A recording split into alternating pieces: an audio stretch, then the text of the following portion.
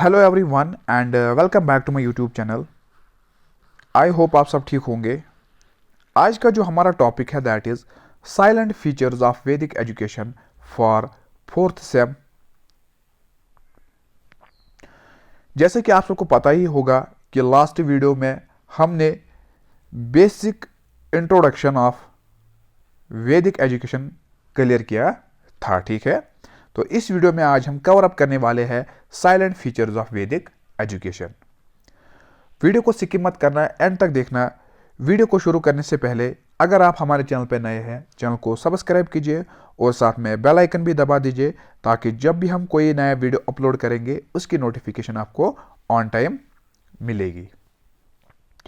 तो चलिए आज का वीडियो स्टार्ट करते हैं और देखते हैं कि salient features of Vedic education कौन से है, ठीक है, और इन फीचर्स में क्या कहा गया है रिगार्डिंग वैदिक एजुकेशन, ठीक है।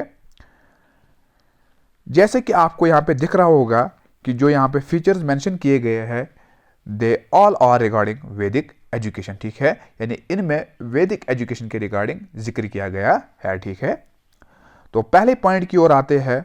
तो पहले पॉइंट में क्या कहा गया है कि the study of Vedas was the main aim of Vedic education, ठीक है। तो पहले फीचर में यह कहा गया है कि ये जो वैदिक एजुकेशन सिस्टम था, ठीक है, यानी वैदिक एजुकेशन सिस्टम का जो मेन मकसद था, एम का मतलब होता है मकसद, ठीक है, यानी जो वैदिक एजुकेशन सिस्टम था इसका जो मेन मकसद था वो था स्टडी ऑफ वेदास, यानी वेदास को पढ़ना ही वैदिक एजुकेशन का बुनियादी मकसद था, ठीक है। जैसे कि मैंने लास्ट वीडियो में कहा था कि जो वैदिक एजुकेशन सिस्टम था, ठीक है, it was based on 4 Vedas, ठीक है, यानी एजुकेशन सिस्टम, वैदिक एजुकेशन सिस्टम, ये जो वैदिक एजुकेशन सिस्टम था it was based on 4 Vedas. पहला जो था वो थी ऋग वेदा, ठीक है, दूसरी थी अर्थववेदा, तीसरा Samaveda and the last one was Yajur Veda, ठीक है, यानी ये जो 4 वेदास थे इन पे बेस्ड था वैदिक एजुकेशन, ठीक है, यानी ये जो वैदिक एजुकेशन सिस्टम था it was based on these 4 Vedas, ठीक है, यानी इन वेदास के और ही इन वेदास के ऊपर ही इस वैदिक एजुकेशन का नाम रखा गया था, ठीक है, यानी वैदिक एजुकेशन, ठीक है। और इसके अलावा इसमें क्या कहा गया है कि the Rig Veda forms the most vital aspect of Vedic education. तो इसमें जो ऋग वेदा है इसे माना जाता है, इसे कंसिडर किया जाता है मोस्ट वाइटल। वाइटल का मतलब होता है अहम और एस्पेक्ट का मतलब होता है पहलू, यानी जो ऋग्वेदा है इसमें ऋग्वेदा को माना जाता है एज द मोस्ट यानी अहम पहलू ऑफ वैदिक एजुकेशन, यानी इससे माना जाता है एक अहम पहलू, ठीक है, यानी वैदिक एजुकेशन का जो अहम पहलू है वो है ऋग्वेदा, ठीक है, यानी ऋग्वेदा को और माना जाता है oldest and important Veda during this time period, यानी ये जो ऋग्वेदा थी इसे माना जाता था oldest and important Veda during this time period, okay. So next point की ओर आते हैं, वो है the students spend most of their time in self study, thinking and meditation, okay. तो इसमें यह कहा गया है कि जो स्टूडेंट्स थे, ठीक है, उस टाइम पीरियड पे जो स्टूडेंट्स थे वो ज़्यादातर टाइम स्पेंड करते थे सेल्फ स्टडी की ओर, ठीक है, यानी वो ज़्यादातर टाइम स्पेंड करते थे सेल्फ स्टडी में। सेल्फ स्टडी का मतलब होता है खुद मुताला, यानी खुद मुताला करते थे, खुद पढ़ते थे, खुद सोचते थे। एंड मेडिटेशन, मेडिटेशन का मतलब होता है ध्यान, यानी फोकस्ड, ठीक है। अगर हम इसकी साइनोनिम की बात करेंगे तो इसका जो साइनोनिम रहता है वो रहता है फोकस्ड, यानी वो ज़्यादा फोकस्ड रहते थे किस चीज़ पे, सेल्फ स्टडी पे, रादर देन वर्ल्डली मटेरियल, ठीक है। Worldly material knowledge and intellectual plays an integral part, इसका जो इंटीग्रल पार्ट था वो था इंटेलेक्चुअल, ठीक है, यानी इंटेलेक्चुअल का मतलब होता है दानिश्वर, ठीक है, यानी इसके जो लोग थे, इसके जो स्टूडेंट्स थे वो बहुत ज़्यादा दानिश्वर थे, वो बहुत ज़्यादा अक्लमंद थे, ठीक है, यानी they became the integral part of Vedic education, यानी intellectual became the integral part of Vedic education, ठीक है। तो मैंने कहा कि जो स्टूडेंट्स थे वो ज़्यादातर टाइम स्पेंड करते थे सेल्फ स्टडी में, यानी खुद मताला करते थे, खुद सोचते थे, खुद फोकस्ड रहते थे किस चीज़ पे, सेल्फ स्टडी में, rather than the worldly material, ठीक है। तो नेक्स्ट पॉइंट की ओर बढ़ते हैं। नेक्स्ट पॉइंट में ये कहा गया है कि religion plays a vital role in वैदिक एजुकेशन। तो वैदिक एजुकेशन में एक अहम किरदार जो यहाँ पे निभाते हैं वो है रिलीजन, ठीक है। यानी यहाँ पे जो फर्स्ट प्रायोरिटी दी जाती है वो दी जाती है रिलीजन को, ठीक है। तो वैदिक एजुकेशन में फर्स्ट प्रायोरिटी दी जाती थी रिलीजन को, यानी religion plays a vital role in वैदिक education. So every student needs to study the course of religion. यहाँ पे हर एक बच्चे को, हर एक स्टूडेंट को जो रिलीजन का कोर्स होता था वो उसे पढ़ना जरूरी था, ठीक है। This Vedic education give importance to religion. So इस वजह पे, इस बिना पे जो वैदिक एजुकेशन थी वो ज़्यादा इंपॉर्टेंस दी थी रिलीजन को, ठीक है, क्योंकि उस टाइम पीरियड पे ज़्यादा फोकस रहता था, फर्स्ट प्रायोरिटी दी जाती थी रिलीजन को, क्योंकि उस टाइम पीरियड पे जो फर्स्ट प्रायोरिटी दी जाती थी वो दी जाती थी किसको, रिलीजन को, ठीक है। यानी religion plays a vital role in वैदिक एजुकेशन। वैदिक एजुकेशन में जो रिलीजन था, ठीक है, वो प्ले करता था एज अ वाइटल, यानी अहम किरदार निभाता था किसमें, वैदिक एजुकेशन में। यानी रिलीजन जो था वो एक अहम किरदार निभाता था वैदिक एजुकेशन में, ठीक है। यानी यहाँ पे हर एक बच्चे को क्या, जो रिलीजन कोर्स होता था वो उसे पढ़ना जरूरी होता था, ठीक है। उस वजह से जो वैदिक एजुकेशन सिस्टम था वो ज़्यादा इंपॉर्टेंस देता था किसको, रिलीजन को, ओके। सो नेक्स्ट पॉइंट की ओर बढ़ते हैं। Next point is the main aim of Vedic education was to attain celebration through education, ठीक है। यानी जो मेन मकसद था वैदिक एजुकेशन का वो था to attain celebration through education, okay. So next point is the teacher teaches the students in gurukuls and ashrams, ठीक है।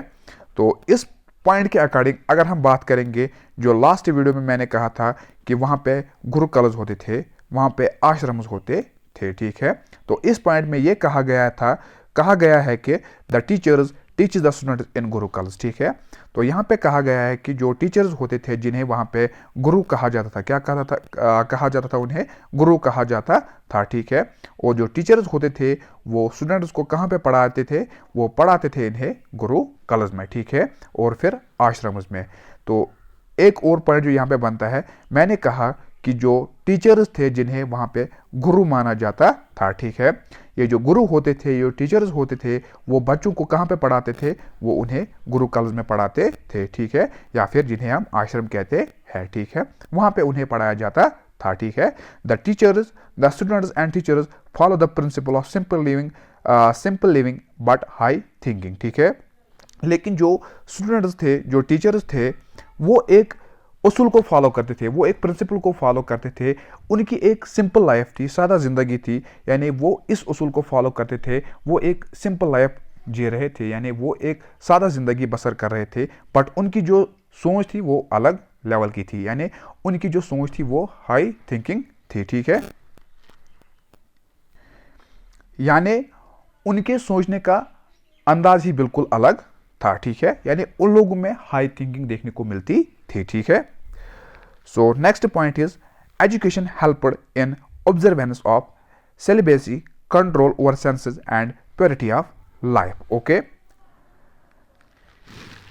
तो उसके बाद जो वैदिक एजुकेशन सिस्टम था वो हेल्प करता था इन ऑब्जर्वेंस ऑफ सेलिबेंसी, ठीक है। तो ऑब्जर्वेंस का मतलब क्या होता है यहाँ पे, ठीक है। तो अगर हम ऑब्जर्वेंस की बात करेंगे तो ऑब्जर्वेंस का मतलब होता है मुशाहिदा, ठीक है। क्या होता है, मुशाहिदा ऑफ सेलिबेसी। तो सेलिबेसी का मतलब होता है ब्रह्मी, ठीक है, यानी ब्रह्मी अगर हम बात करेंगे तो इट इज मतलब वो होता है कि अनमैरिड, ठीक है। अगर हम इसकी बात करेंगे तो इसका मतलब रहता है वो अनमैरिड, ठीक है, क्या, अनमैरिड। यानी ऑब्जर्वेंस मुशाहिदा करते थे सेलिबेसी का, ठीक है। यहाँ पे कंट्रोल रहता है ओवर सेंस, यानी बिहेवियर पे कंट्रोल रहता था, ठीक है। यानी ये एक स्टूडेंट को हेल्प करते थे कि उसका जो बिहेवियर कैसा होना चाहिए अकॉर्डिंग टू सोसाइटी, यानी वो एक स्टूडेंट को फिट करते थे, वो एक स्टूडेंट को ट्रेन करते थे किसके रिगार्डिंग, यानी मतलब किसके लिए, वो एक स्टूडेंट को फिट करते थे, वो एक स्टूडेंट को ट्रेन करते थे, वो एक स्टूडेंट को एजुकेट करते थे, ठीक है, टू फिट फॉर सोसाइटी, यानी सोसाइटी के लिए उसे एप्लीकेबल बनाना, सोसाइटी के लिए उसे कैपेबल बनाना, ये इस वैदिक एजुकेशन सिस्टम का कमाल था। या ये वैदिक एजुकेशन सिस्टम जो था, ये जो एजुकेशन सिस्टम था, ये हेल्प करता था एक स्टूडेंट को ताकि वो फिट रहे किसके लिए, यानी वो एजुकेट रहे, ठीक है, वो ट्रेन हो जाए किसके लिए, फॉर द सोसाइटी, यानी सोसाइटी में उसे एक अलग सम्मान मिले, यानी सोसाइटी में उसे एक अलग दर्जा मिले। यह नहीं कि मतलब यहाँ पे किसी तरह का उन्हें रैशिज्म, यहाँ पे उसी मतलब किसी तरह का डिस्क्रिमिनेट किया जाएगा उससे, बल्कि उससे जीने का तरीका सिखाना, मतलब जीने का तरीका सिखाया जाता था थ्रू दिस एजुकेशन सिस्टम। यानी उसके जो इमोशंस है, उसकी जो सेंस है, उस पर कंट्रोल, अपने इमोशंस पे हम किस तरह से कंट्रोल करेंगे, अपने हम सेंस पे किस तरह से कंट्रोल करेंगे, और अपने आप को हम किस तरह से डेवलप करेंगे, यानी अपने आप में हम किस तरह से ऑल राउंड डेवलपमेंट चेंज लाएंगे, ठीक है, यानी हम किस तरह से अपने आप को ऑल राउंडली डेवलप करेंगे, ठीक है। तो ये था एजुकेशन, जो एजुकेशन सिस्टम था, जो वैदिक एजुकेशन सिस्टम था, ये हेल्प करता था इन चीज़ों को इम्प्रूव करने के लिए, ठीक है। तो next point is admission was based on good behaviour and education was free for every one, ठीक है। तो यहाँ पे जो एडमिशन दिया जाता था वो दिया जाता था ऑन गुड बिहेवियर, यानी एक अच्छे इखलाक वाले पर्सन को यहाँ पे एडमिशन मिलता था। ये नहीं कि कोई बंदा मतलब जिसका जो टोटली डम्ब हो, ठीक है, यानी जो जिसका बिहेवियर मतलब क्या हम कह सकते हैं कि जिसका बिहेवियर बिल्कुल ख़राब हो, ठीक है, हम ये भी कह सकते हैं कि जिसका बिहेवियर बिल्कुल ख़राब हो, जिसका जो हम कह सकते हैं कि सेंस ऑफ ह्यूमर जो होता है, वो मतलब बात करने का तरीका भी हम कह सकते हैं कि जो बात करने का तरीका होता है, जो मतलब सोसाइटी में किस तरह से अपने आप को बिहेव करेंगे, ठीक है, अपने आप को रिप्रेजेंट करेंगे, यानी किस तरह से लोगों के सामने हम बिहेव करेंगे, यानी उस तरह के पर्सन को देखते थे, यानी उसमें गुड बिहेवियर है या फिर बैड बिहेवियर है।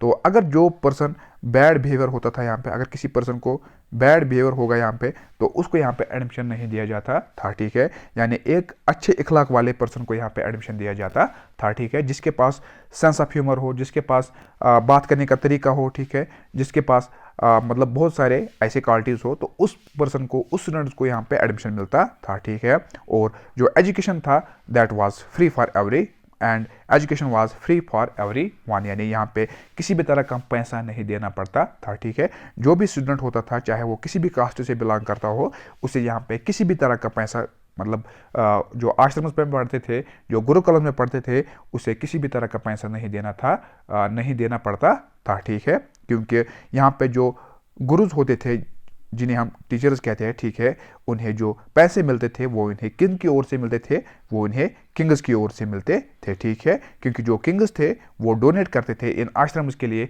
वो डोनेट करते थे इन गुरुकुल्स के लिए, ताकि वो बच्चे जो है वो इन्हें फ्री पढ़ा सके, ओके।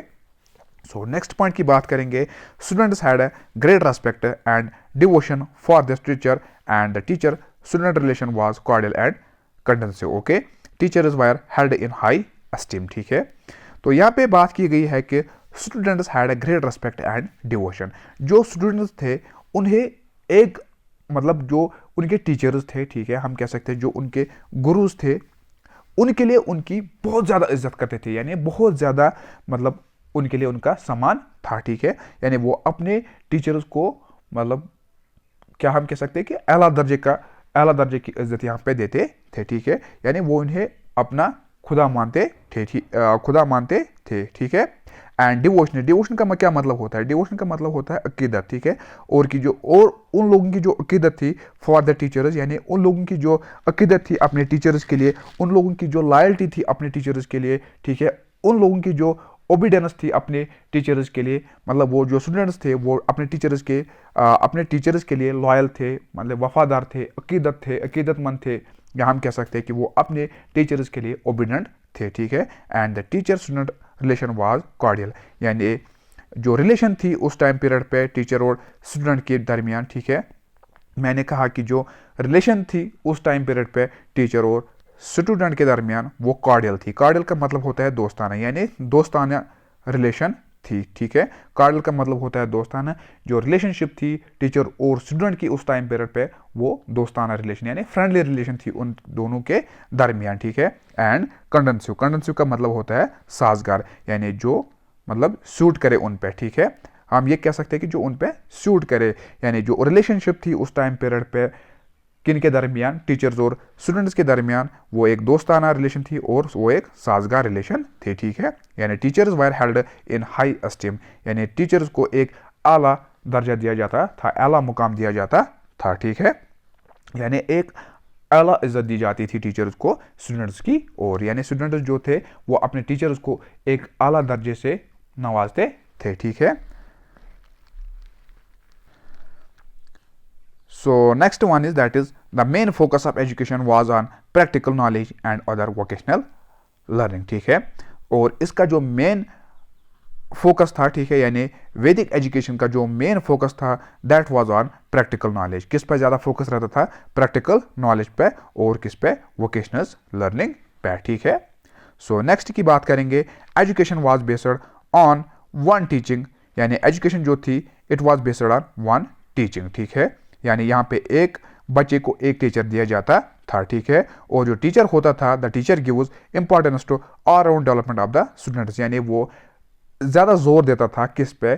ताकि जो बच्चा है, जो स्टूडेंट है, उसका जो ऑल राउंड डेवलपमेंट है वो उससे फुलफिल हो जाए, यानी उसका जो बिहेवियर है, यानी टोटली मॉडिफिकेशन ऑफ बिहेवियर, हम कह सकते हैं कि टोटली मॉडिफिकेशन ऑफ बिहेवियर, यानी उसके बिहेवियर में चेंज लाना, उसके बात करने में चेंज लाना, उसके तौर तरीके में चेंज लाना, ठीक है, जिससे हम कहते हैं कि all round development. All round development का मतलब होता है कि हर तरफ की तरक्की, यानी हर तरह की तरक्की, हर तरह की तरक्की, यानी एक बच्चे में जो टीचर होता था वो ये चाहता था कि जो उसका स्टूडेंट है वो हर तरह की तरक्की इस बच्चे में चाहता था, यानी ऑल राउंड डेवलपमेंट। वो ज़्यादा फोकस्ड रहता था किस पे? All round development of the students, यानी जो उसको स्टूडेंट मिले, ठीक है। अगर मैंने कहा कि जो टीचर्स होते थे उस टाइम पीरियड पे, यानी एक टीचर को एक बच्चा मिलता था, ठीक है। और जो टीचर होता था he gives importance to all round development of the student, यानी वो इंपॉर्टेंस देता था, वो ज़्यादा जोर देता था किस पे? All round development of the student, okay. यानी all round development of the student, यानी वो इस चीज़ पे ज़्यादा जोर देता था, ठीक है। Next one is the method of teaching was psychological, और इस टाइम पीरियड पे जो टीचिंग मेथड था दैट वाज साइकोलॉजिकल। ये भी याद रखना, कल क्या पता एग्जाम में इस तरह के एमसीक्यूज आ सकते हैं, ठीक है। सो इस टाइम पीरियड पे जो मेथड ऑफ टीचिंग था that was psychological, okay.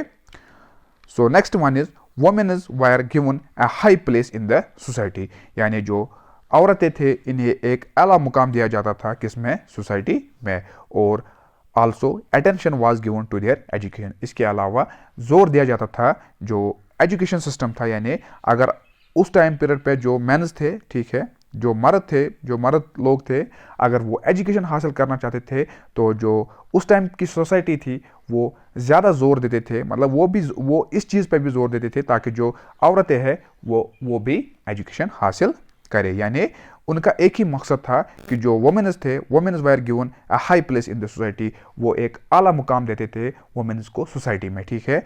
Also attention was given to their education, और जो ध्यान होता है, हम कह सकते हैं कि अटेंशन का मतलब होता है तवज्जो, और ज़्यादातर तवज्जो देते थे जो एजुकेशन है वो औरतें भी हासिल करें, ठीक है।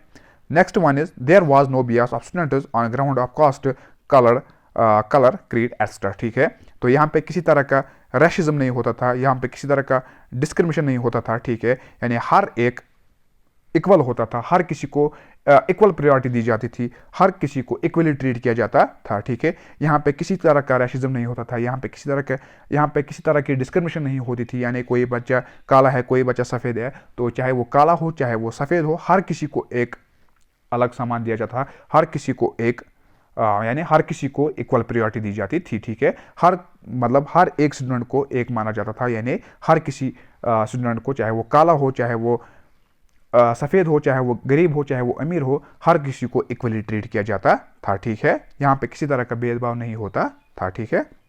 So last one is that is students remain busy in thinking and meditation, जो स्टूडेंट्स थे वो बिजी रहते थे किस में, सोचने में, और बाकी जो फोकस्ड रहते थे, मेडिटेशन का मतलब होता है फोकस्ड, ठीक है, या हम कह सकते हैं कि जो मतलब ध्यान, ठीक है, जो स्टूडेंट्स होते थे वो ज़्यादातर बिजी रहते थे सोचने में और किस में, फोकस्ड, यानी दरियाफ्त करने में। This led to the development of originality among them. तो ये चीज़ें जो है, चाहे वो थिंकिंग हो, चाहे वो मेडिटेशन हो, ये इन्हें हेल्प करता था development of originality among them. Okay, so that was all about today's topic. Hope you like this video. अगर वीडियो पसंद आया, वीडियो को लाइक कीजिए और अपने फ्रेंड्स के साथ शेयर कीजिए। मिलते हैं इंशाल्लाह नेक्स्ट वीडियो में, तब तक के लिए अल्लाह हाफिज़।